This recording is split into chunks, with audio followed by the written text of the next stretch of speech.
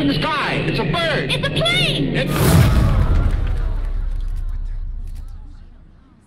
Hey, everyone.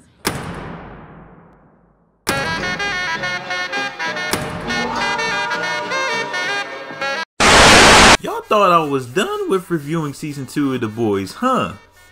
Sorry about that. I didn't feel it was right to weekly review each episode with repeated clips in each review, so it was only right for y'all that after episode 4, I would be patient and wait until season 2 is over to review The Boys with more effort and quality. Stop it. After waiting 10 weeks of episodes, I can finally review the whole season 2 of The Boys for y'all, and it was amazing. Holy what a great show. It really impressed me on how hilarious the show is and how serious the show can go at certain points. Season 2 of The Boys is not only as good as season 1, but I can argue it's even better than season 1. You know what? I don't even think it's right to compare because season 1 and 2 of The Boys is really a 20-hour origin movie. Season 1 was mostly the setup of the world building and character development of The Boys, while season 2 gets to push the narrative of these characters that we already know. It has characters you will care about, solid action, and great special effects for a streaming service, and has social commentary throughout the show that gives you something to think about. So I'm going to try my best to review season 2 of The Boys without spoiling it for y'all. First off, the characters. I love and hate all these characters for good reasons. The characters are basically one of the main reasons why I enjoyed the show the most.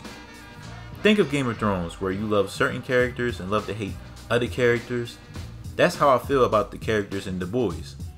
By the way, all the actors playing these characters are amazing, and especially the main actors that I want to spotlight right now. Homelander, played by Anthony Starr, is one of the best characters in live action media right now. He's a psychotic Superman who's f***ed up in the head. Oh! Ew! Dude! Homelander is scary as shit. Anytime that dude comes into a scene, you don't know what's going to happen. Yet at the same time, Homelander is charismatic, and in certain scenes, especially when he's with his son, which is already talked about in season 1, you can see an inch of good in him that's there, but can never come out due to how he was raised. I feel like Anthony Starr deserves an Emmy for this role. Starr is basically playing a role of the lifetime as Homelander, and he's going to get even better next season. Billy Butcher, played by Carl Urban, is amazing as well. He's still a piece of that you love, and you see his development finding his wife, and he gives an emotional performance throughout the show. Now, Stormfront. That's racist! This racist lady was getting on my nerves this whole season. I'm even hesitating to say in a good way because she a racist piece of shit. But you're supposed to hate her, so they did a really good job with that. Aya Cash really gave a good performance as Stormfront. I would compare Stormfront to Cersei, but without the build-up clout. She's sneaky, scary, and represents what would happen if Karen's had superpowers. Not Karen Fukunaga, by the way. She's a nice girl playing Kimiko. But everyone else from Kimiko, Huey, Starlight, Mother's Milk, and the rest of the cast had good performances as well. Hey, this ain't no little Vegas road trip, okay? The social commentary in this season of The Boys is really crazy, but gives you something to think about after watching it. Of course, there is commentary of what would happen if superheroes actually exist, and I feel like this show is the most realistic. Superheroes would be like celebrities and work for a company. They treat celebrities on this show like athletes in the NBA or NFL. Also, I don't know if this was a homage or not, or making fun of the situation, but they were really heavy with the Zack Snyder DC references, from the way the logos look in their movies, posters. It was really weird how A-Train's situation was similar to Ray Fisher, which surprised me so much. The Boys tackled politics with how people use the media by using fear and anger to make people do what they want. They don't make the message obvious, but at the same time, obvious enough if you know what I mean. It's interesting, and it made the boys level up in their plot. He's a toxic personality, and no church members are to have any contact with him whatsoever. As amazing as the show is, there are a few negatives that I like to point out that would have made the show even better. I feel like the deep storyline was a waste of time.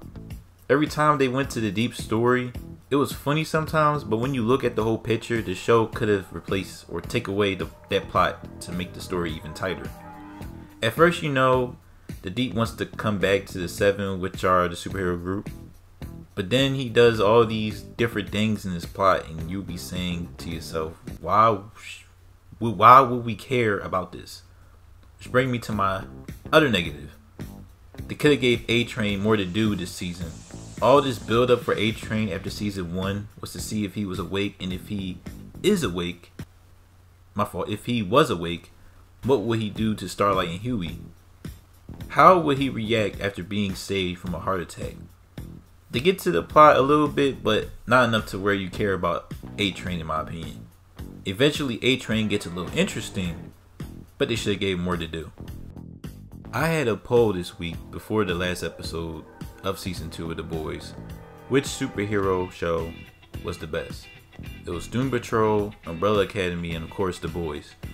Doom Patrol and Umbrella Academy had really great seasons this past year, and I didn't know if The Boys should top those or not. After seeing all the episodes, I could say that The Boys is the best out of the 3. It had great balance of weirdness, seriousness, and humor. The Boys was paced really well, had great tension. You care about most of the characters, and it made you look forward to the next season that's coming up. The Boys is absolutely great, and if you haven't seen season 2 of The Boys yet, stop wasting time and watch it. Amazon Prime got a diamond in their hands. I will give The Boys season 2 a 4.5 out of 5 stars. Make sure to like and subscribe to the channel, and I'm out, y'all. Peace.